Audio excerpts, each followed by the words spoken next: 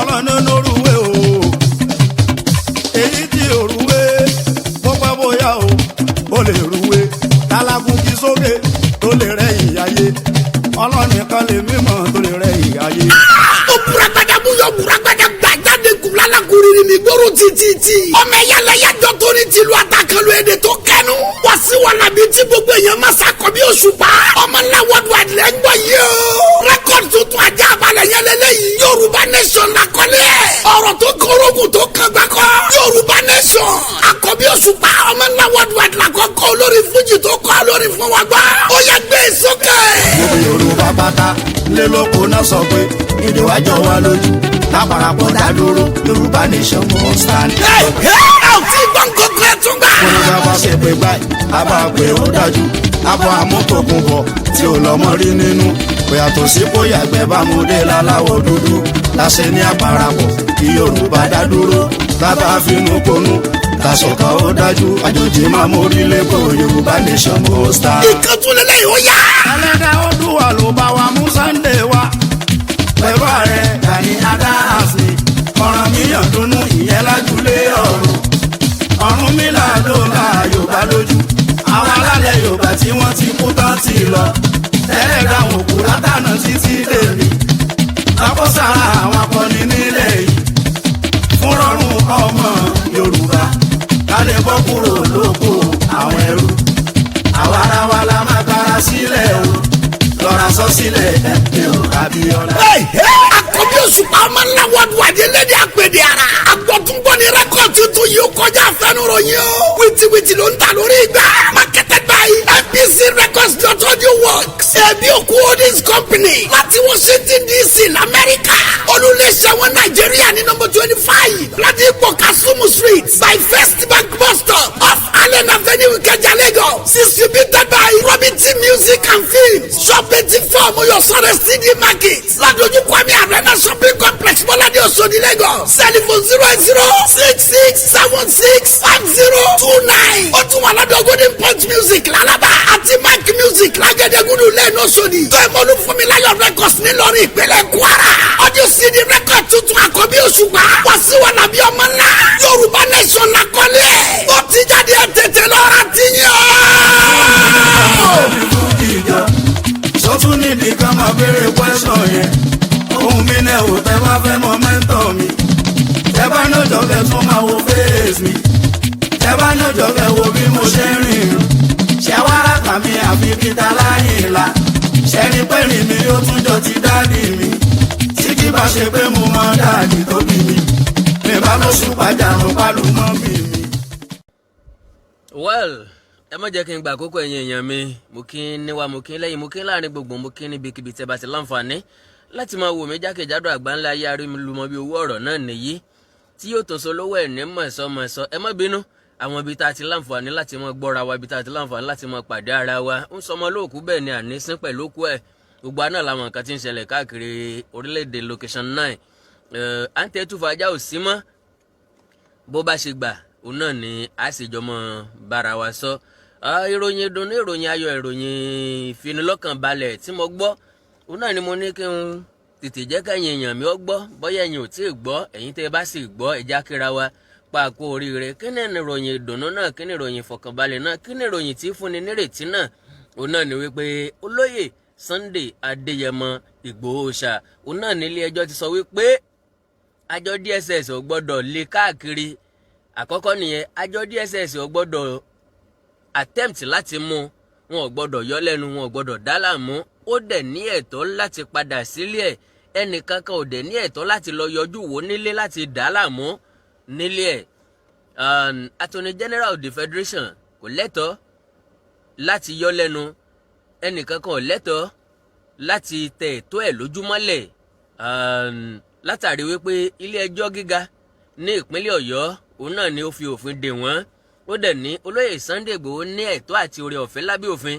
láti máa rìn láti máa yan falala títí ìgbẹ́jọ́ fi wáyé padà ní ọjọ́ 18 oṣù tá a wà yìí ìyẹn ọjọ́ 14 sí àsìkò yìí kò tán síbẹ̀ o agbẹjọ́rò olóyè Sunday Adéyẹmọ ó béèrè lọ́wọ́ ilé ẹjọ́ wípé kì í ṣe wípé kí wọ́n fi olóyè Sunday Igboho sílẹ̀ lásán kó máa rìn kó máa yan fanda bí kìí ṣe wípé àwọn nǹkan ìní ẹ̀ nǹkan àlùmọ́ọ́nì ẹ̀ tí àjọ DSS bàjẹ́ tàbí tá a lè sọ wípé orílẹ̀-èdè Nàìjíríà tí wọ́n bàjẹ́ nílé ẹ̀ wípé dandan ni kí wọ́n sanwó gbà má bínú fún. Àkọ́kọ́ òun náà ni bí wọ́n ṣe ba inú ilé ẹ̀jẹ̀ tí gbogbo wa rí. Ìkejì òun náà ni bí wọ́n ṣe yìnbọn fún gbogbo ọkọ̀ ayọ́kẹ́lẹ́ tó wà nínú ọgbà inú ilé ẹ̀ pátápátá.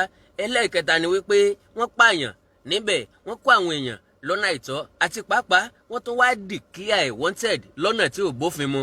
Ilé ẹjọ́ ní agbẹjọ́rò olóyè Sunday Igboho ó ní látàrí eléyìí fún mọ́tò tí wọ́n bàjẹ́ àwọn nǹkan ìlónú ilé tí wọ́n bàjẹ́ pé kí ilé ẹjọ́ kó sọ fún àjọ DSS láì bẹ̀sùbẹ̀gbà láti san ẹ̀ẹ́dẹ́gbẹ̀ta mílíọ̀nù náírà 500 million naira gẹ́gẹ́ bí owó ìtanràn fún olóyè Sunday Adéyẹmọ Igboho.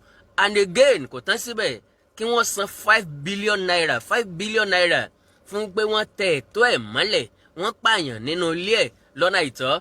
Ìdí ni pé tá a bá fẹ́ arrest èèyàn kì í ṣe pé ká kó bọn lọ nípa ìyáká kì í ṣe pé ká fo ìgànná wọlé nípa ìyáká kì í ṣe pé ká dẹ̀ kí àwọn èèyàn mọ́lẹ̀ ká dẹ̀ mọ yìn wọ́n ń bọn láì kì í ṣe inú igbó la wà láì kì í ṣe ẹran la fẹ́ pa. Gbogbo eléyìí òun náà ni ilé ẹjọ́ ti wá fi òtélé ń pé ẹnikẹ́ni ò ní ẹ̀tọ́ láti yọ olóyè Sunday Adéyẹmọ lẹ́nu láti dá láàmú láti ní lọ́kàn pé àwọn fẹ́ mú láti tẹ ẹ̀tọ́ ẹ̀ mọ́lẹ̀ láti wá lọ lọ́nà tí ò bófin mu. Ìròyìn ayọ̀ ìròyìn ìdùnnú ni lóòótọ́ tẹ́ bá wo dáadáa ìròyìn méjì ni a fẹ́ gbọ́ lónìí tá a sì nígbàgbọ́ wípé etí wa máa gbọ́rí lọ́nà méjèèjì. Ìkejì ni ti àwọn èèyàn wa méjèèjìlá tí àjọ DSS kó lọ sílùú Àbújá òní nílé ẹjọ́ pa láṣẹ pé wọ́n lọ sílé ẹjọ́ bóyá ìjẹta àbí jẹrin àwọn 8 ni àjọ DSS kó lọ síwájú adájọ́ pé tẹ́lẹ̀tẹ́lẹ̀ wọ́n kọ́kọ́ káwọn 4 lọ létà wọ́n kó àwọn 8 lọ. Ilé ẹjọ́ wá pa láṣẹ wípé kí wọ́n kó àwọn méjèèjìlá wá lónìí pẹ̀lú orí ọ̀fẹ́ Ọlọ́run pẹ̀lú ògo Ọlọ́run wọ́n kó àwọn méjèèjìlá lọ lónìí tá a sì nígbàgbọ́ wípé etí wa ó gbọ́re. Àdúrà wa nìyẹn pé etí wa máa gbọ́re. Ìrètí tí wa fẹ́ gbọ́ òun náà ni wípé kí wọ́n dá àwọn èèyàn wọ̀nyí sílẹ̀ láyọ̀ àti àlàáfíà kí wọ́n ní kí wọ́n máa lọ sílé wọn.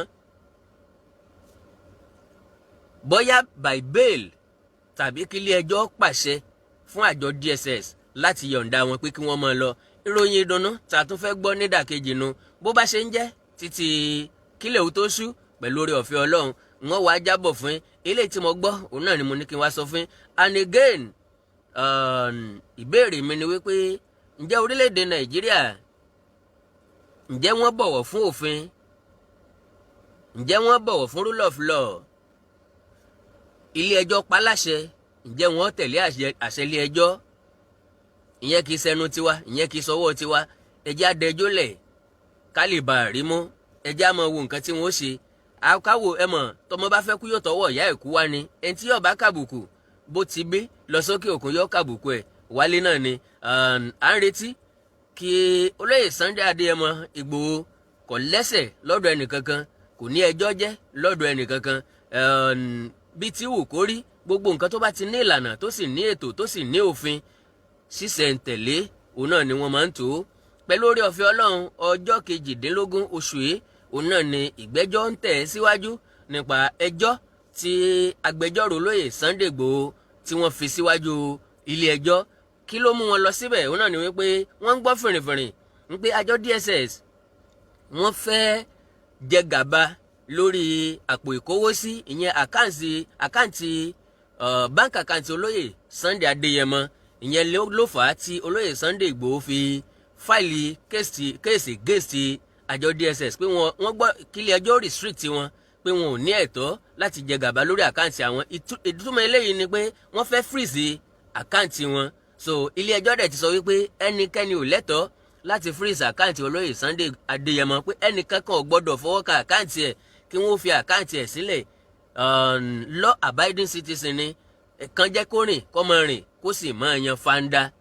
Àkàndá alóró ọ̀rọ̀ lẹ́nu bíi tejò mi ò fẹ́ gbà yín lásìkò pápápá náà ni mo fẹ́ ṣe torí pé bí ròyìn ọ̀hún ṣe jẹ́ yàjóyàjó òun náà ni mo ní kí n mú ìdùnnú ọ̀hún ìfinilọ́kànbalẹ̀ ọ̀hún kí n mú wá fún yín ní yàjóyàjó kọ́lọ́hún ó jẹ́ kí tiwọ́ gbọ́ rí délẹ̀ lágbára Ọlọ́run. Ire lójú owó rí ire la máa rí. ire lójú owó rí ire lẹ́ẹ̀rí lágbára Ọlọ́run. Àwọn èèyàn wa tó wà nílùú Àbújá wọ́n ń bọ̀ wá bá wa nílé láyọ̀ àti àlàáfíà. Olóyè Sunday Adéyẹmọ Ìgbòho ó ń bọ̀ nílé láyọ̀ àti àlàáfíà. Mo kí mo yìn mo lò ń lọ́gọ̀ ẹnu mo sì kí pé kó àdúrótì ẹ kó àtẹ̀lé ẹ kó ojoojúmọ́. Ọlọ́run aláyọ̀ ní fi wá wọn ra wa, àánú Ọlọ́run aláyọ̀ ní fi ń sílẹ̀, ikú ò ní sẹ̀mí wa légbodò, wàhálà àtìdààmú ò ní dé bá wa, ẹ ò ní fi pósí gborí yín, èmi Àkàndá náà ò ní fi màtín gba tèmi. Títí ìgbà tátún láǹfààní àti pàdé, ẹ má gbàgbé láti láìkì kẹ́ fọ́lọ̀ péjì mi yìí lórí Facebook Àkàndá Ọ̀rọ̀ Awikonko. ẹ má gbàgbé láti subscribe sí YouTube channel mi náà Àkàndá Ọ̀rọ̀ Awikonko live, ẹwà èdè Yorùbá TV, ìkórìtà kò yé mi àti bẹ́ẹ̀ bẹ́ẹ̀ lọ. Bẹ́ẹ̀ bá ní nǹkan pàtàkì tẹ́ fẹ́ kájọ sọ, ẹ já sọ̀rọ̀ lórí WhatsApp nìkan +234 904 851 9362 +234 904 851 9362. Kó tó di pé màá yọ̀ǹda yín láti lọ, ẹ gbọ́rọ̀ lẹ́nu agbẹjọ́rò olóyè Sunday Igboho gangan fúnra wọn kẹ́ ẹ lè mọ̀ wípé ìròyìn kì í ṣe òfegè.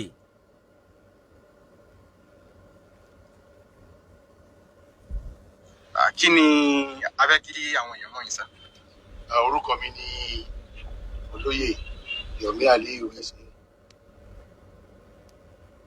Ẹ̀yin ni Èmi ni agbẹjọ́rò olóyè Sunday Adéyẹmọ tí wáyé mọ̀ sí Ìgbòho Òòṣà. kí ni ilé ẹjọ́ yìí fẹ́? A wá sí ilé ẹjọ́ pé kí ilé ẹjọ́ ṣe ìdáàbòbò lábẹ́ òfin ọmọnìyàn fún olùgbẹ́jọ́ wa olóyè Sunday Adéyẹmọ fún tó ṣẹlẹ̀ nílé rẹ̀ ní July 1 tí wọ́n pa èèyàn bíi alápatà tí wọn ò dáríjì olóńgbò pẹ̀lú tí wọ́n bà gbogbo nǹkan ní rẹ̀ jẹ́ níbi mọ́tò tó wà nílẹ̀ wọ́n yìn bọ̀ nílùú tó lófin nílùú tó sì ń ṣe ìjọba tiwantiwa. ìlà fi wá sílẹ̀ ẹjọ́ pé ilé ẹjọ́ ẹ gba ẹjọ́ arákùnrin rò títí tí a fi rojọ́ kọ́mọ́dà láàmú mọ́ títí ká padà wá níjọ́ 14. Ilé ẹjọ́ ti wá jìde báyìí, ṣé inú yín dùn sí? Ilé ẹjọ́ ti fara hàn gẹ́gẹ́ bí ìdáàbòbò àwọn ènìyàn lọ́wọ́ àwọn agbèfúnjọba. Ilé ẹjọ́ ti fún ní àǹfààní báyìí wípé ó lè yan fanda láàrin ìlú. Wọn ò gbọdọ̀ yìnbọn, wọn ò gbọdọ̀ pa, wọn ò gbọdọ̀ dáàbò, wọn ò gbọdọ̀ lọ sílé ẹ̀ bí kán lọ máa fàtú kán lọ yìnbọn sí nǹkan tó ń rí. Ilé ẹjọ́ ti dáàbò fún ọjọ́ 14 tá a fi padà wá lẹ́yìn fún tí àwọn ò ṣe lórí ẹ̀. Èló ni owó tẹ sọ fún ilé ẹjọ́ láti san? Owó tẹ fún ní Yorùbá, ṣùgbọ́n n tá ń béèrè fún ti inú ilé tí wọ́n bàjẹ́ àti mọ́tò tí wọ́n bàjẹ́ 500 million naira là ń béèrè. Ṣùgbọ́n fún ẹ̀tọ́ rẹ̀ lábẹ́ òfin àti bí wọ́n ṣe pa àyàn bí ẹjọ́ ń pa alápàtà à ń béèrè fún 500 billion naira. Méjì ni, ìkan tó ṣe fojú sùn bíi mọ́tò bíi ceiling bíi window tí wọ́n bàjẹ́, àti kejì gẹ́gẹ́ bí ẹ̀tọ́ rẹ̀ tí ó sùn tí ò dẹ̀ jẹ́ dáyé lé. Pẹ̀lú ìdájọ́ tí ilé ẹjọ́ gbé kalẹ̀ ń ṣe, ṣálẹ̀ sọ pé ọ̀gbẹ́ni Sunday Igboho wọ́n free láti yan fanda. Ó lè yan fanda bí ọmọọba bí ọmọ Nàìjíríà tó lẹ́tọ̀ọ́. Wọ́n ní wọn gbọ́dọ̀ pa, wọn gbọ́dọ̀ tì mọ́lé, wọn gbọ́dọ̀ dókòkò mọ́, wọn sì gbọ́dọ̀ lọ sílẹ̀ lọ́gànjọ́ àbí láàárọ̀ gan, gbọ́dọ̀ lọ sílé rẹ̀ tí ilé ẹjọ́ sọ nìyẹn. Ìdájọ́ tí ilé ẹjọ́ wá gbé kalẹ̀ yìí fún ọjọ́ mélòó ní? Ṣé fún ọdún kan ni àbí fún ọjọ́ 14 tá a padà wá? À ń padà bọ̀ ní on the 18 sí, so sí on the 18 àwọn yẹn náà ráyè ro tiwọn. Inú wa sì dùn wípé a pe amòfin àgbà orílẹ̀-èdè Nàìjíríà ọ̀gbẹ́ni Malami, amòfin àgbà ní sáà ni mọ̀ pé yóò tẹ̀lé ohun tí ilé ẹjọ́ sọ. tó wá jẹ́ pé àwọn tí ẹ pè lẹ́jọ́ wá sọ pé tó àwọn òtẹ́lẹ̀ tí ilé ẹjọ́ sọ tán, kí ni? ká má wí ní bọ́ọ̀lù má rí wá amòfin àgbà ní alàgbà Malami, amòfin sáà bí èmi náà ni. A ní ọ̀pọ̀lọpọ̀ ìjìyà tó wà fún wa tá a bá tẹ̀lé òfin. Kò ní ká má rí ni, kò lè má ṣe. Kí ni ọ̀rọ̀ gbẹ̀yìn fún àwọn? Èmi ò lọ́rọ̀ gbẹ̀yìn torí mi ò tí ì kú. Ìmọ̀ràn tí mo ní ni pé kí àwọn agbè fún ìjọba kọ́ ni pé àwọn ń ṣe kan náà tó bọ́ òfin mu nítorí pé ọ̀pọ̀lọpọ̀ wa táyé rí yìí wọn lè afẹ́ràn ìjọba tó wà ní ipò lọ́wọ́lọ́wọ́ ṣùgbọ́n tó ṣe ń bá lọ yìí àwọn tó súnmọ́ wọn gan tẹ́ bá délé Sunday tó wá rí ẹ̀jẹ̀ tó dáa lẹ̀ yóò rí pé tòótọ́ ọmọ Yorùbá wọn wà nínú àdánwò ńlá lọ́pọ̀lọpọ̀ ló lè yọ wọn kúrò lẹ̀ tí mo rí nìyí. orúkọ yín lẹ́ẹ̀kan sísá. Olóyè Yomi Aliyu SAN. ẹ ṣeun gẹ́gẹ́ sísá. kò jù bá náà lọ o ìròyìn ayọ̀ tó yẹ ká celebrate ni ṣùgbọ́n kò tí ì tó celebrate àfìgbà tá a bá fojú wa rí olóyè Sunday Adéyẹmọ Ìgbòho yóò yẹ ẹni kò ní yẹ ẹ lé Ọlọ́run ọkẹ́ bó ṣe kẹ́mọ rẹ ní kí ọba ọmọ káàbà God bless you all. Iná ò ní tán wo yín ẹ ò ní di aláìní tẹ bá ti ń tọwọ́ bàpò owó lẹ́ẹ̀ mọ̀ mú jáde ẹ̀ ní mọ̀ nira àpò ṣàṣà mùrá ìgbẹ́ àpò yín ò ní gbẹ àánú Ọlọ́run alààyè ò ní fi sílẹ̀ bye for now.